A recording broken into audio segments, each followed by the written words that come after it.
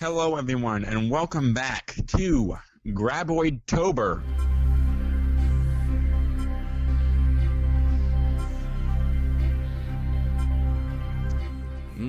This time around, we will be reviewing Tremors 5, Bloodlines. Yep. The fifth movie that came out 25 years after the original movie. I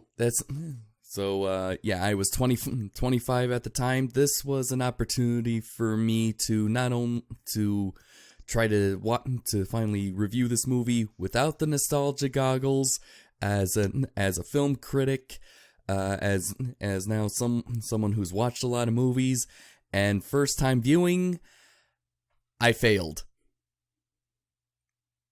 I think we all did. Yeah. But 3 years, 3 years can change a person's point of view. And at first, I kind of thought this was kind of crappy, just not as good as the past movies. But nowadays, my opinion has changed. Let's see. I think it's Ian, are you still there? Yeah, I'm still here. Okay, good. It was silent on my end. It's let's see. It's a pretty good story that introduces a new idea to graboid mythology, and as well as try to expand the scope of the legacy of Burt Gummer and his hunt against these creatures. Yeah. All right. What did you think, Ian? Oh, I love this movie. This movie actually holds a special place in my heart because I believe I said this back when we first reviewed the original film. I didn't know about Tremors until Jurassic World came out on DVD.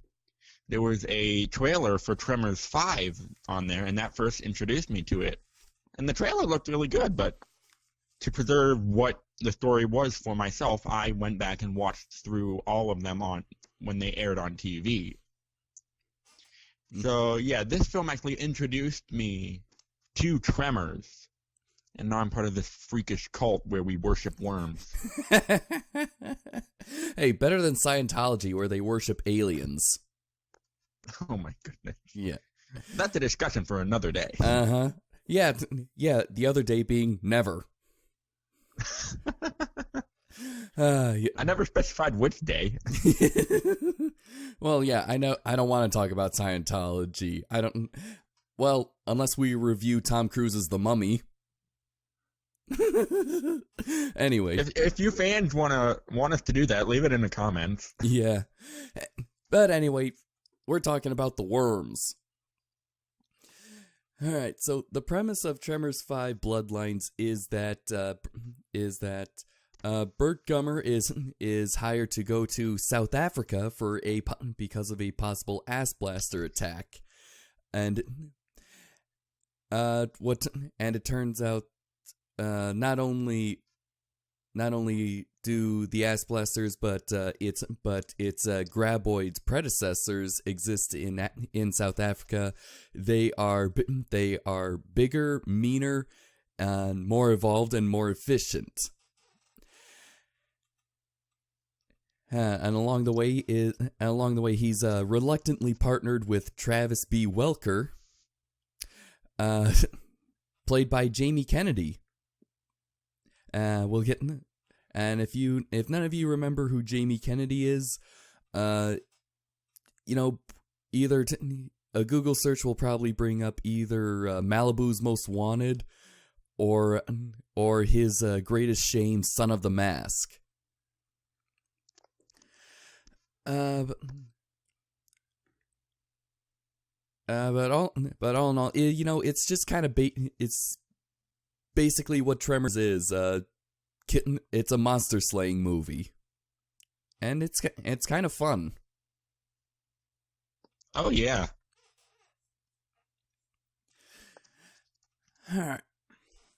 I love this movie. It feels like it has some of the horror and some of the comedy that the series tries to maintain. I know. With varying degrees of success. Yeah, I feel like for me, this movie and its sequel, it finally embraced its B movie roots. So it with its weird dialogue, it's the creatures just doing, and the creatures just randomly popping up and just doing all these crazy things. Like let's see, ass blasters that come out at night. The graboid's tentacles actually detach from the main body. Oh my god! So does that mean that? So apparently now they're a symbiotic organism. Yeah. So does that mean the graboids have 4 brains, 1 in the main body and 3 in the tentacles? Well, I think they actually took a leaf out of like octopus biology, because octopus actually have, I think, 9 brains. Wait, octopuses have brains in their tentacles? Each tentacle can control itself. Holy crap. Okay. Did not know that. The brains aren't actually in the tentacles, but they each have their own mind, mind if we want to put it in human terms, and can manipulate things individually. Oh, sort of like the second brain in dinosaurs that control the tail. That's a myth. Oh, it's a myth? Yeah, that's not a thing. That's just something most animals have. Oh, okay. Even humans, we have it. We have a second brain in our tails? Wait, it's not really a brain. It's an enlargement of nerve tissue, which basically and people took that to mean a brain, but it's not a brain. Oh, okay. Oh, so it's a misconception. Yeah. All right. I think okay, but going back to what we were talking about, embracing the B movie. I think the other part that I liked is that Graboid decides to pull a great white shark movement and just leap out of the dirt and essentially breach to get its prey. Yeah. And seeing as how this was made by Universal, we get it, Spielberg. I don't know. I mean, even if it was done by Warner Brothers, I mean that still would be a thing, because that is something that happens in nature. I remember Shark Week that one year. All right. So anyway, coming to the characters is Burt Gummer. Burt Gummer returns, played by Michael Gross. Is like, geez, he just practically owns this series now. Yeah, that's what they said in the special features. He owns this series. It's just like Robert Downey Jr. seems to own Iron Man. Pretty much. He hasn't changed much, except getting 10 years older from the last movie that was released, which was Tremors 4. But he seems to be a little bit even more in survival mode. He's not only off the grid, but he appears to have his own TV show called The Survivalist. Yeah. I mean, which I don't know, he probably knows that kind of puts him on the grid just a little bit. But I think he probably thinks that's just a necessary sacrifice in order to teach people how to survive. Yeah, and I really liked how they put that directly at the beginning, because it lets newcomers to the Tremors franchise know what we're up against here. It is. I kind of agree with you somewhat. That the placement out there just kind of the placement kind of just feels a little bit out of place for me, but that's mostly because I grew up with this series. because after it's done with Burt Gummer's promo, now we're into South Africa, where we get, of course, the obligatory monster death scene, and then that's when we get into the credits. But I don't know. Kind of take it for what it is. Either way, both both parts of it does exactly what it needs to do. Yeah. Explain what we're up against and then kill somebody, thereby starting the conflict. Yes. Let's see. Jamie Kennedy comes in as the secondary protagonist. Travis B. Welker. He's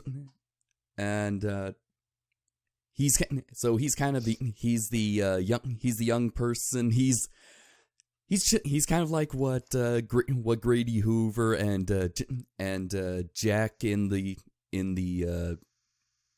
the first two sequels were, just kind of this young, young enthusiastic person that accompanies Burt, or Earl in Grady's case. But he's a lot different from the other ones.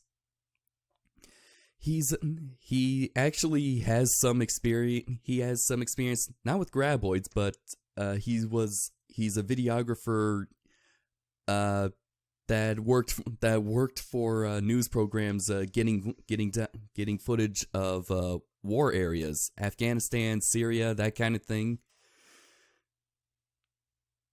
So he's not completely green.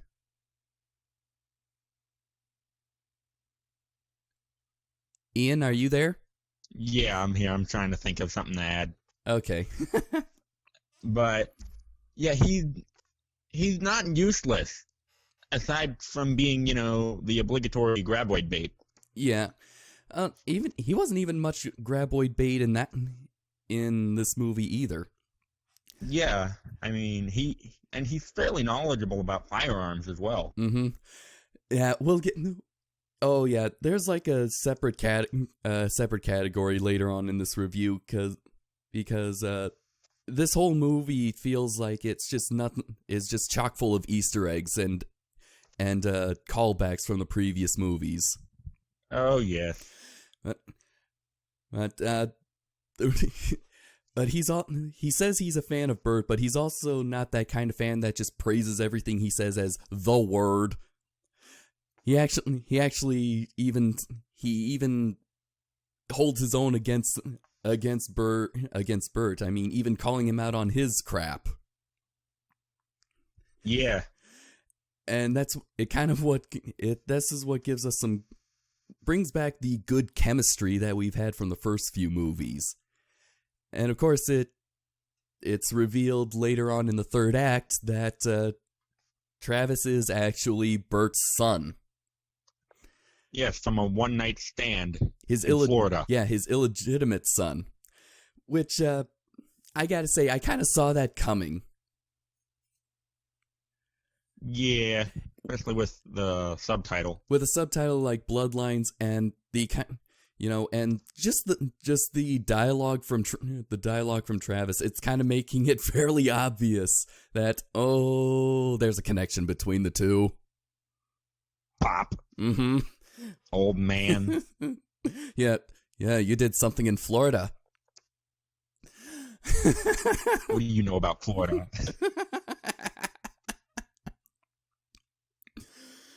All right, so then we, all right. But what brings Burt to South Africa is he's contacted by this guy Van Wyck, or is he pronounces it Van Vake.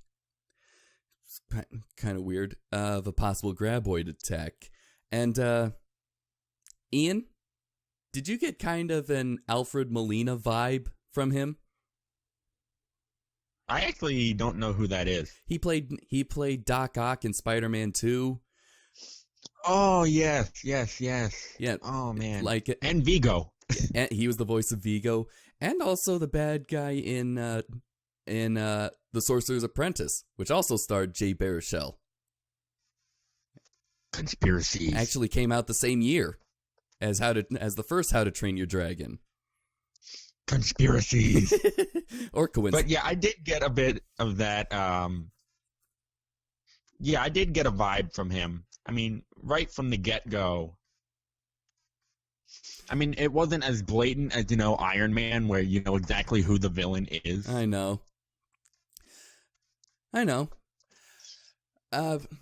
yeah, he was kind of. I guess that's actually good on the actor's part, because he was able to switch from being like this very friendly guy to just being an absolute asshole. Oh yes, and he's not even a good asshole like in RoboCop. He's a dick. Yeah. So okay, on our hierarchy of insults, asshole outranks dick. I think it just weighs how you use it and the actor and what he does. Okay, fair enough. There's varying levels of how you use it and connotation. Mm-hmm. We don't have an official scale. I should make one up. Okay, yeah, kind of like the scale of overacting. The scale of hamminess. Yeah, that we used to have. All right, now the other characters. Well, there's the hunter.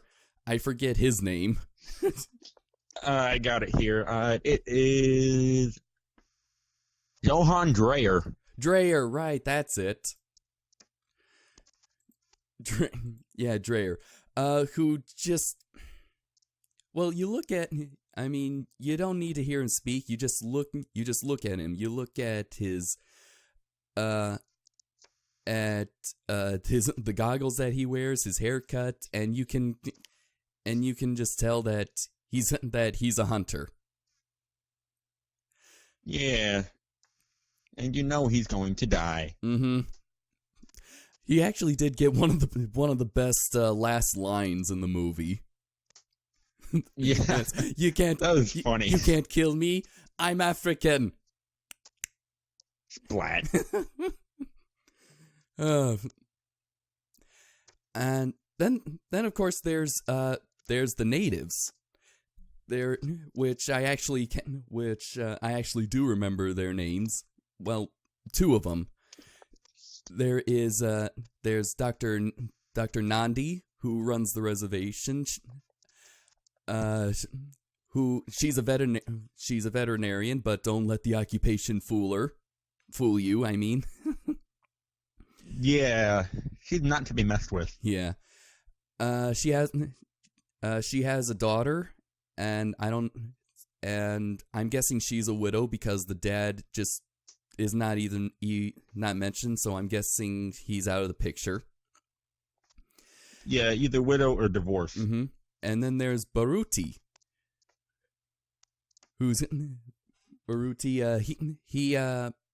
I actually forget. He has a thing. He has a thing for Nandi, and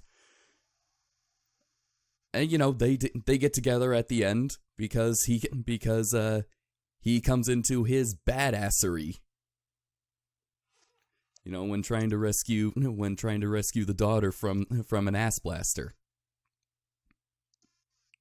Yeah, and that's one of my favorite sequences. Mm-hmm. But we'll get to favorite sequences. Yeah. Are we missing anyone else? Or? Well, there was the big guy. The big guy at the end that got killed off by the ass blaster. Yeah, let me do a quick Google search here. It's not on Wikipedia. Is it on IMDb? Yeah, Taba. Ah, yes. Yeah, I really liked him. Especially with the kind of chemistry that he had with Jamie Kennedy. You know, he goes, is that racist? That sounds a little racist. Bushist. I mean, so yeah, he kind of, So he has this snarkiness,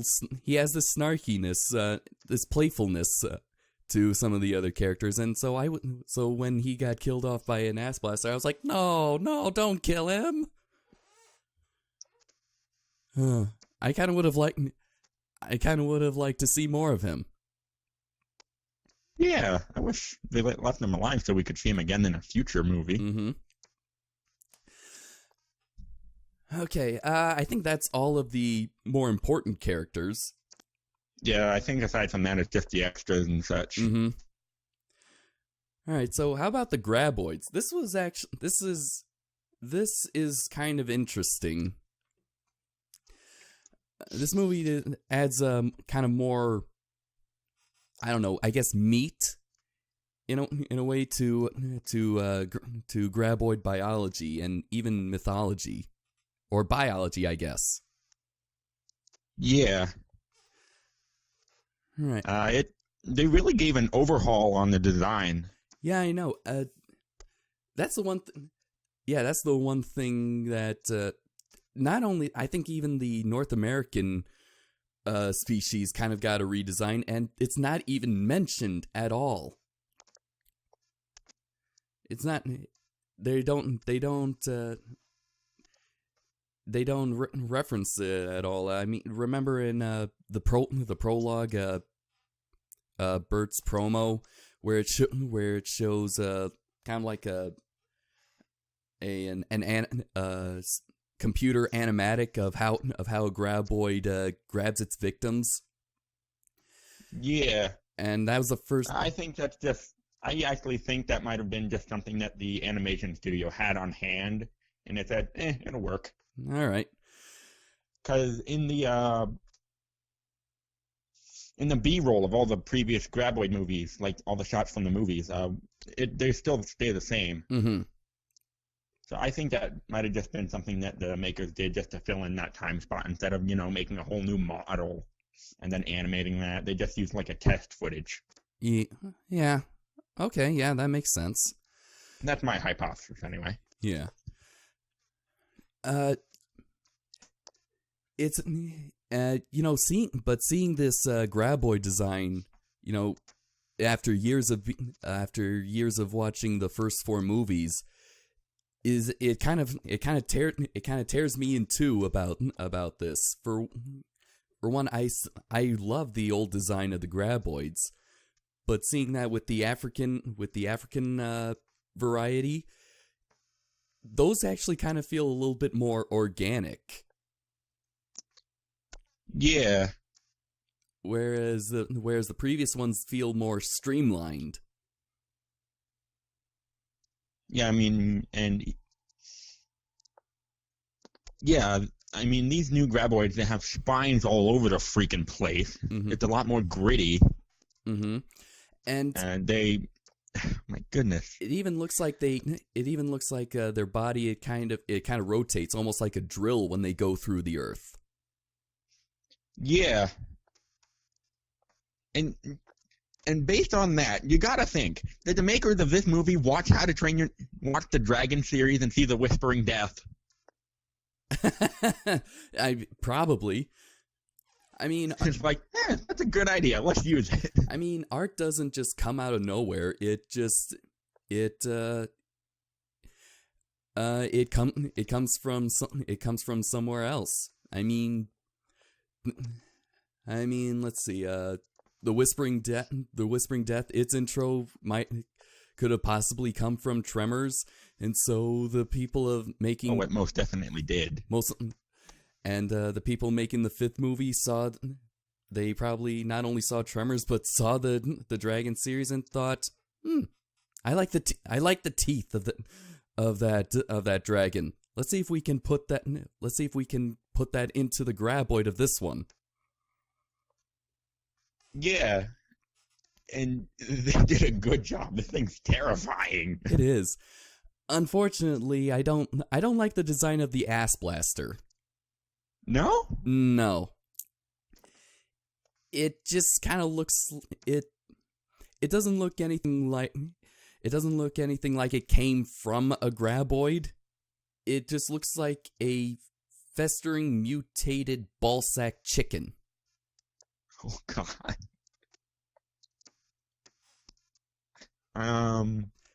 Like maybe something from a Dave Cronenberg movie.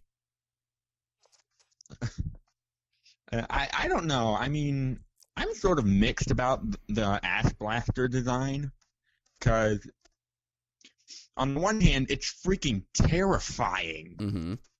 I mean, it has going back to the Whispering Death, it has multiple rows of teeth and a circular mouth. Yeah. That I do kind of like that one. That part of the design. Yeah, but then there's like the spines on the tail that it uses to. They gave it a tail. Yeah.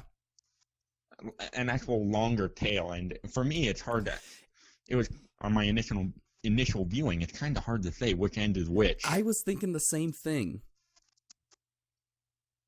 I mean, with the original Ash Blasters, it's kind of easy. The head is smooth and black. Mm-hmm. And it has the same beaks. It has the same beaks as a graboid.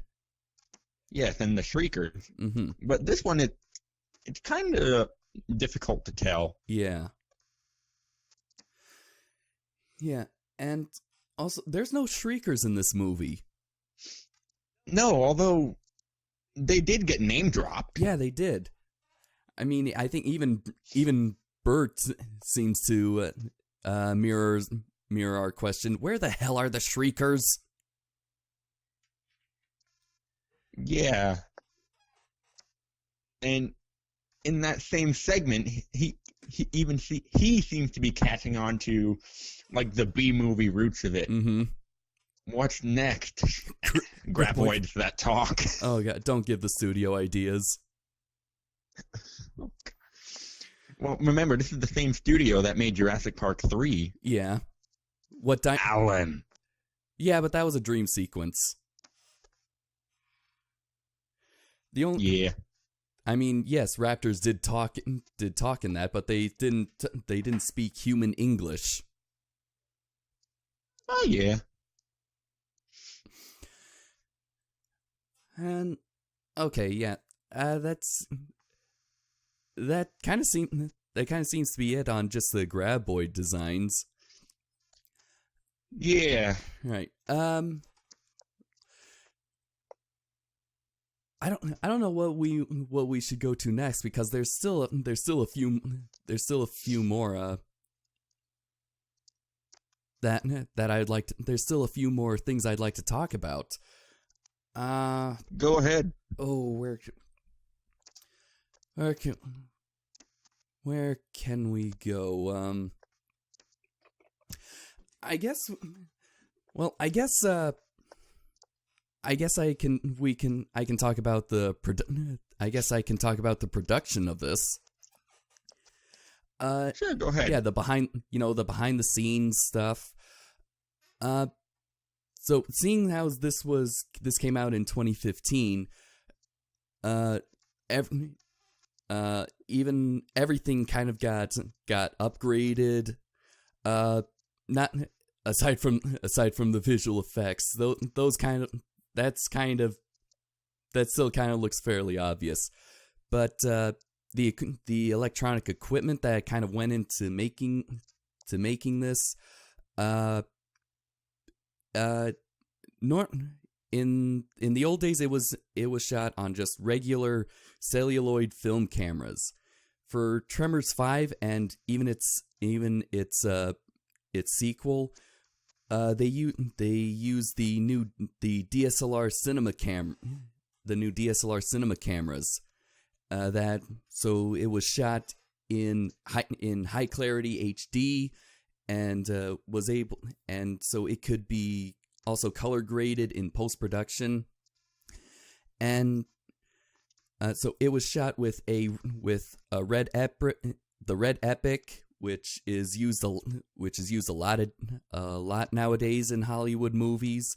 The Arri Alexa, again, that's like the king. That's a brand that's like the king of Hollywood cameras. So yeah, everything got upgraded. It is a Tremors for a new generation, for the new decade. It used a lot of modern techniques. And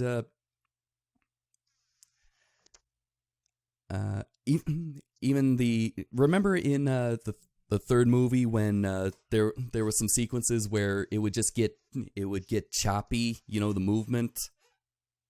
Yeah.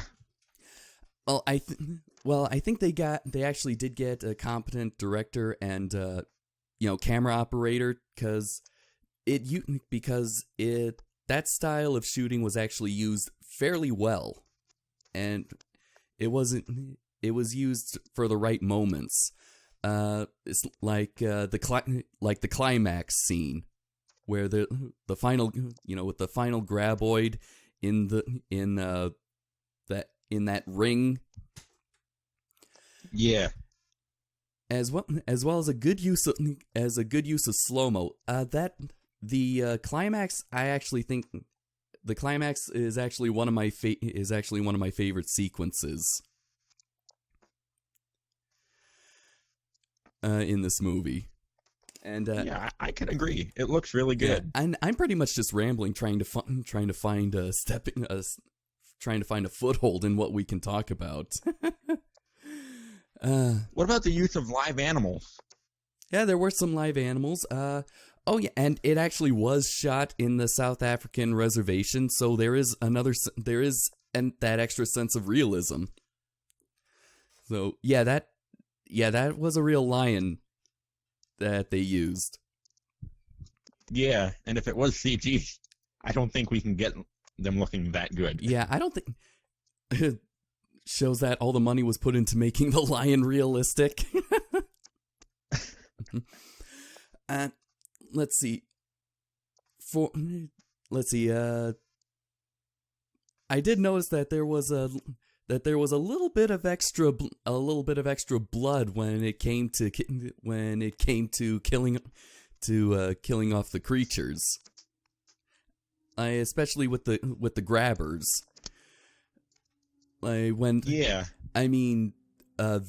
Van Wyck was just covered from head to toe in what looks like custard. When you mix mustard and ketchup. Yeah. Yeah, there was just like extra. Yeah, they just put in an extra gallon of monster blood in the. And so, yeah, it was noticeable, but something to kind of, I guess, to separate it from its predecessors. And did you also notice the slightly more human blood? Like, we saw more blood from humans in this? Oh yeah, actually, yeah, we did. There was a lot more blood. Maybe it's just from the time we're in, where it was, more tolerant of it. Yeah, I guess, yeah. There was a lot more blood. I mean, the only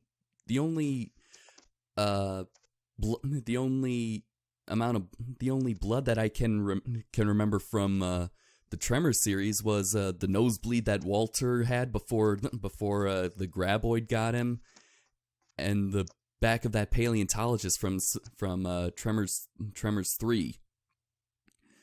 Nothing way too bloody. But yeah, the movie decided to try to up the gross factor. Yeah, I mean, oh boy, we have. What is the large man's name again? The large man, Taba. Yeah, we have Taba being near eviscerated. Mm-hmm. And we have Van Wyck. Van Wyck, yes. Slightly bleeding, but it happened off screen. And okay, And I kind of thought it funny that even when he was trying to run for his life, he still doesn't spit out the cigar in his mouth. Oh my god! And he's still holding the damn cooler. Mm-hmm. And then when it gets taken in, it's just a random cooler sliding across the ground. That's funny. Yeah, I kind of like that. I think maybe because the egg was in there, they finally got the egg. They don't need that thing. Yeah, then just spit it back out. Yeah. My egg. He's still bending out about the egg. Never mind the giant worm tunneling towards you. Mm-hmm. Yeah.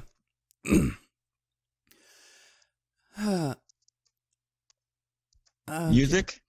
Music is it's kind of bland for me. I mean, I don't really notice it too much. Yeah, it's not exactly memorable, but from aside from the climax. Yeah. Yeah, music.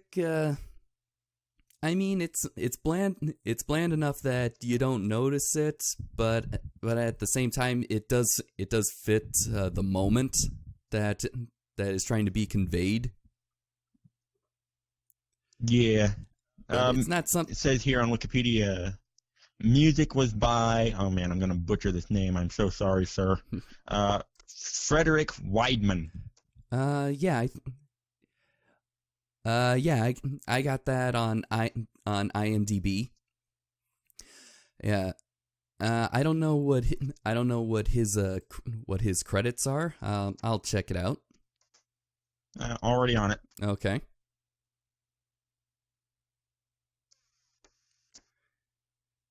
Filmography. Okay, so he's an Emmy award-winning composer. Yeah.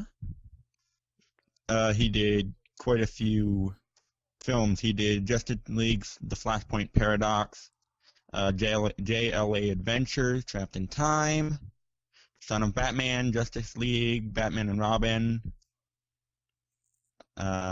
Justice League, Gods and Monsters, Batman Bad Blood, Justice League versus Teen Titans, Teen Titans, The Judas Contract, and Batman Gotham by Gaslight. All right, and he did some stuff on television as well. Mm-hmm. So he does a lot of the DC animated movies. Yeah, he mostly does the DC stuff. The only thing on here in the primary paragraph is Tremors 5, Bloodlines, and Shut In. Oh, let's see. He also did the music for Tremors: A Cold Day in Hell. Oh, that's not on here. It's on IMDb. Yep, it's right here on Wikipedia too. A Cold Day in Hell. Okay. Apparently, he worked on it with Brian Mantia. Okay. I can't. The music was pretty good. However, question on IMDb: does it say anything about the budget for the movie? Yeah, it should. Yeah, it should. Let me bring that up. Let's see. Because it's not on Wikipedia, oddly enough. Okay.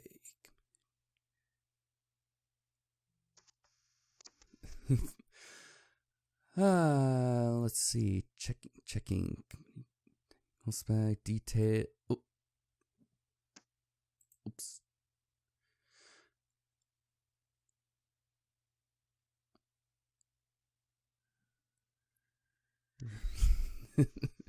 Yeah, this will take a bit.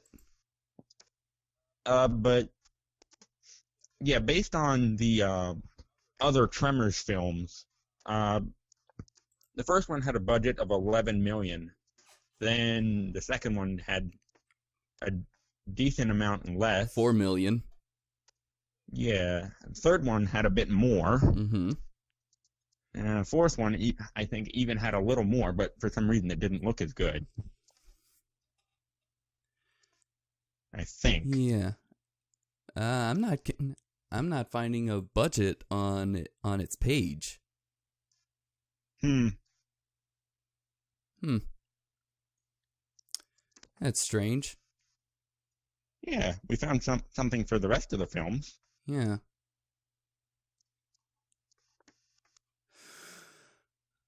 Oh well. Favorite moment? The climax, of course. Yeah. It was very decently paced. It was shot very well, and it was kind of a good kind of like just like its predecessor. It established something that would become plot relevant later on at the end. And I think that's got to be like the best graboid death ever. Yeah. I mean, struck by lightning and being split and open like a freaking banana. Yes.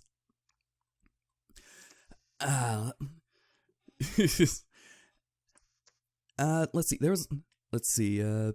What about yours? I actually have two. The first one for me would be the cave scene where Travis goes in the cave. That is a good one too. And sticking with my Jurassic Park loving roots, the kitchen scene. Yes. Yeah, they took a scene from Jurassic Park. All right, Heck, they even gave the ass blasters 2 hooked claws. I know. I think when I first saw that, I was actually expecting it to tap the floor. Yeah, part of me wishes they did that. Let's see. I just remembered a couple other things that I did want to talk about. Let's see. The cinematography is actually pretty decent in this movie. 4 had pretty bland basic cinematography. This one there's several good shots in this. I think my favorite one is after the first graboid attack. You know, where it kills the 2 paleontologists in the shower. Yeah. Also, I had this in my mind. That death scene in the shower, it kind of looked more like a deleted sex scene from Sam Raimi's Evil Dead. And for some reason, I don't know why, but I got a distinct Psycho vibe. Probably because of the shower. Yeah, and the blood and the wine and all that jazz. All right, but after that scene, it's when Bert is overlooking the crime scene as we'll call it. We get a close-up shot of his feet, and then he practically stomps onto the ground, and then we cut to the camera just tracking outward, like very fast-paced and jittery. It's a low angle, and it used a wide-angle lens, and it was. I like that because it's very different from all the other from the previous Tremors movies. Yeah. And I think this is kind of where a little bit of my my editing experience comes into play, is that I think there was a little bit of post-production added to the shake, especially when the graboid is just about to kill the 2 paleontologists, and and I don't think I'm wrong on this, because I know that these new cameras nowadays, they can actually shoot in 4K, and what's done nowadays is that when you shoot in 4K, but you edit it at like a smaller resolution, so you can so in post-production you shrink the image to fit the screen. So since 4K is bigger than 1080p, that kind of allows a lot of freedom to kind of frame your shot however you need it. And also it kind of allows you some freedom in post-production, like say add a little bit of a shake so that the video file doesn't go out of frame and reveal some black background. Yeah. Yeah.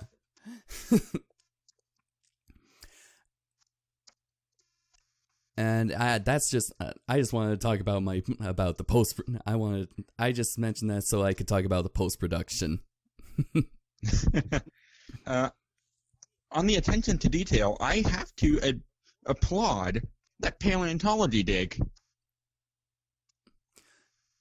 It's based on the little bit we saw of it. It seemed very accurate.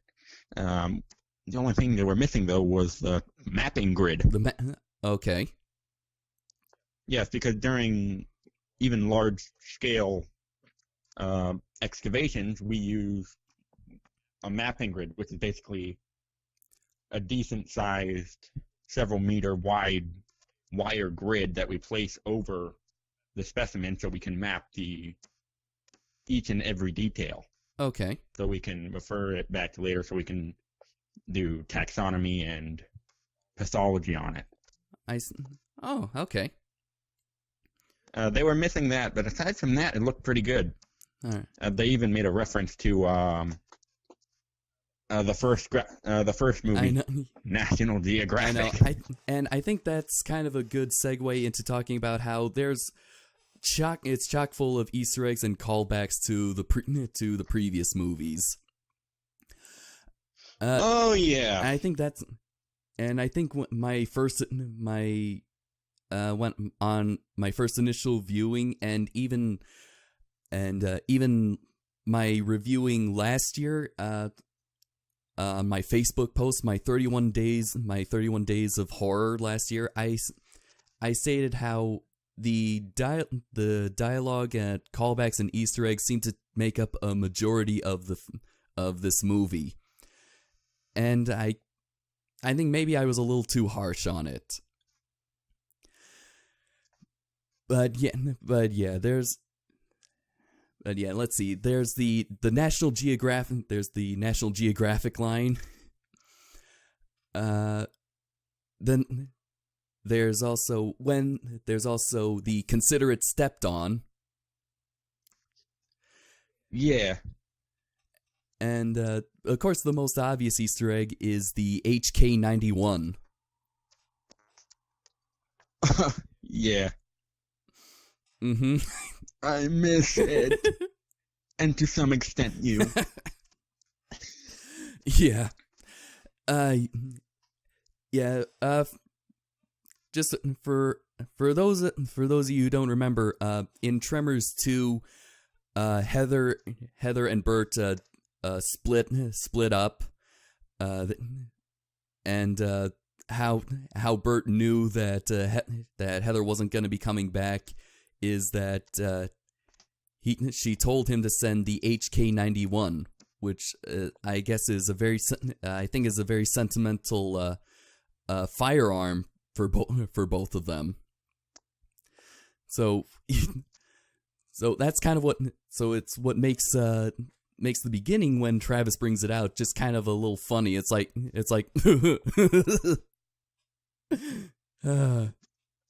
and Bert's eyes get wide, and I swear it looked like he was drooling. And let's see. I think there were a lot of other.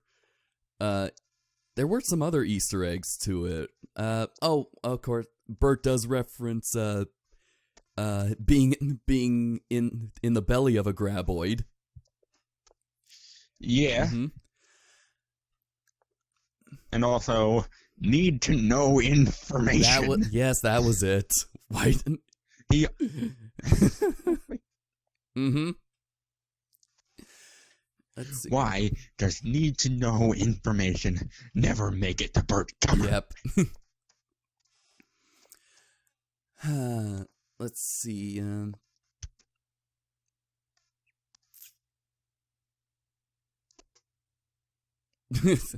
I think that's all that I can remember right now. Wait. How do I guess this is also kind of you got to think about this one to get the reference. Let's see. How do Bert and Travis get to the helicopter? They cause a they cause a stampede. Oh man. That's a subtle one, but once you get it, you're never gonna forget it. Oh yep. man. Uh-huh.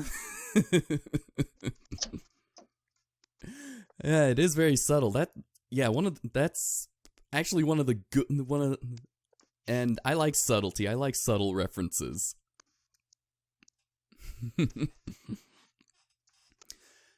And I think that's all I can think of. Well, unless of course you know when Nandi and Baruti are in the shop. Yep. In the shop, and that the one victim just reaches out from a hole in the floor and is all bloody. I think that can also is kind of an echo to Walter Chang, how he met his end. Yeah. So yeah, there's a lot of references to this. Let's see, and I think the quote about the HK-91 kind of actually reminded me my second favorite moment. I didn't think I had a second favorite moment in this movie, and that was Bert in the cage. Oh, that was. It's pain. Oh, that was so weird. It's weird. It's painful, but it is memorable. Oh my goodness. He has some serious heat stroke. Uh-huh. Yeah, and it's very rare to see Bert Gummer at his most vulnerable. Yeah. Almost naked. Mm-hmm. In a cage in the middle of freaking nowhere. Mm-hmm. With a lion circling around him, and he's just doing all this. It's like, what would we call that? I think we call that a grizzly man moment. Maybe. Oh no, we're getting to know each other. Oh, shade at last. Mm-hmm. And I guess the whole moment when he's in the cage is just lends itself to some good comedy, especially when he's dragged by Travis. Oh my gosh. I think I'll walk the rest of the way. I think you missed that last rock. Yeah. I guess Tremors 5, I guess the last Easter egg is, of course, the title card. Oh, yeah.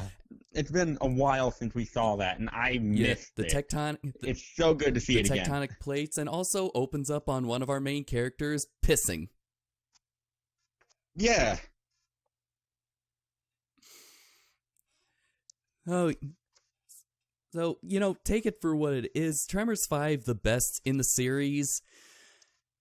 I don't... Okay. I think for me it's tied with number 2. Oh, all right.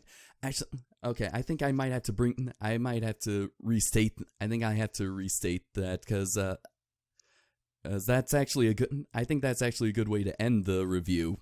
All right. All right. Hold on. I'm gonna find my place. Ian, is there anything else we can talk about? Ratings, because we always do ratings. Oh, the ratings, right? Yes, ratings. See, if I guess I would give Tremors 5 Bloodlines probably a 7, maybe 7.5 out of 10. I mean, it's not the best entry into the series, but I can see it as just very entertaining. Just entertaining, just as a movie from a movie standpoint. And I gotta give praise to the people involved making this, because there was a lot of thought put into it. There was, yeah. For me, I have to put it back with alongside Tremors 2. I completely forget what I ranked that one, but it feels like a solid sequel, and some of the moves they made with graboid and ass blaster biology, it makes sense. Like with hunting in a hot climate, ass blaster being able to see heat would be better suited for it at night. That makes sense to me. But overall, with the tense scenes, the comedic scenes, it really just fits in line with Aftershocks very well. Yeah, I agree. And so, is Tremors 5 like the best entry into the series? No, I think the first one still holds the mantle of that. But yeah. But is it a worthy entry? Yeah. Yeah, I would say so. Yeah. All right. Unless there's anything else you want to talk about, Ian. No, I think that's it. All right. We will conclude this review. If you like this video, be sure to subscribe to both of our channels. Give this video a like, and join us next time for the 6th and final entry for Graboid-tober, where we'll be reviewing Tremors: A Cold Day in Hell. See you there.